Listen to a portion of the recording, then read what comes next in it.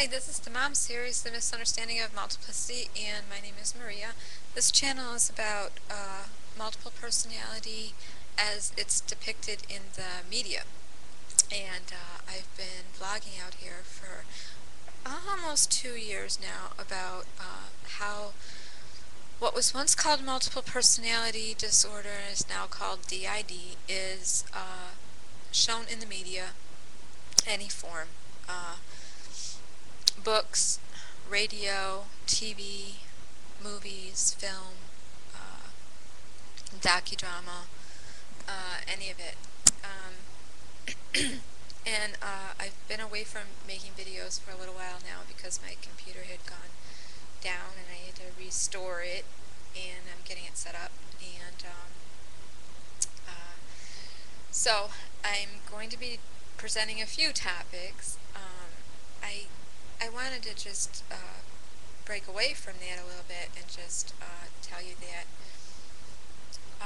the next topic I'm going to be talking about, I've probably been working on about 2-3 months now. Maybe I'll bring it out closer to Halloween.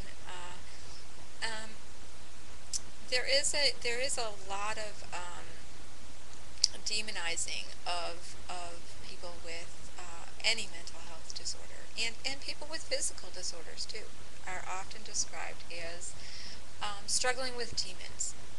And so I'm going to be discussing the history of how that all came to be, and I think how the media continues to project people that are suffering with anything as struggling with the demonic, and how that is truly hurtful to those of us that are spiritual and pursuing God and love God and are living right as we can every day and trying our best, and how it just furthers the stigma and the demonizing of a person that is trying really hard to get on with their life, and probably a person that has had enough abuse and name calling and felt poor enough about their own self that they don't need that added label. So and hopefully I'll touch on some thoughts within Christianity and different faiths, but a lot within Christianity and fundamentalist churches who some believe in exorcism, and I will share my experience with that later. Right now, what I want to talk about is the importance of forgiveness. I don't usually talk about forgiveness too much out here, but and I don't make a lot of videos about survivorship, or because it's a perplexing subject for me, because I feel that no matter if a person is abused or has an awful background, we're all overcoming something. Some of us to a greater degree, but that is what life is about. And I don't think that because any one person has gone through a more difficult time, that gives us an entitlement to stay sick. And so I do want to talk a little bit out there later about the sick excuse, the abuse excuse, and I do not want to take away from anybody's pain and suffering, but I had to kind of back away from the videos, because I learned something when I was very young that was very profitable to me throughout my life, and it was scriptural, and it kind of went like this: be careful of your conversation. And I used to think, and I'll talk more about the scripture and all that later, but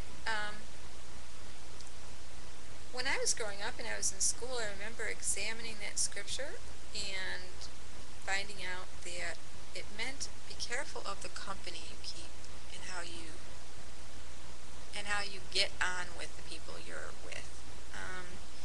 And it's a very simple thing that we parents tell our kids, be careful of who you hang out with. And I have always said, be careful of what you magnify becomes problematic. What you look at the most becomes reality.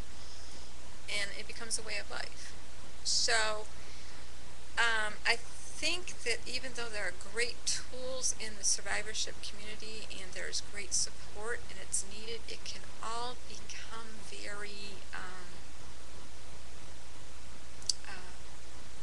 sick if it's not, if there isn't a balance to it. Just like I think if a person goes into therapy and there aren't clear goals set out, you can end up in therapy forever just sitting around bitching and complaining and whining and moaning. And I have had to examine myself about that, and so I do want to talk about that a little bit later, but I'm busy today, and I just wanted to touch base with everyone and say hello and let you know that I had to restore my computer, yes, and it's up and running, semi-good, and I'm kind of busy in between some stuff, but I wanted to say hello to y'all and tell you that I see you out there, and I got your letters, and I hope you're all doing well, and every day is a gift, and what we do with it is a gift to our Creator and to ourselves and our loved ones. So I hope you'll make it a good day. Okay, talk to you later. Bye-bye.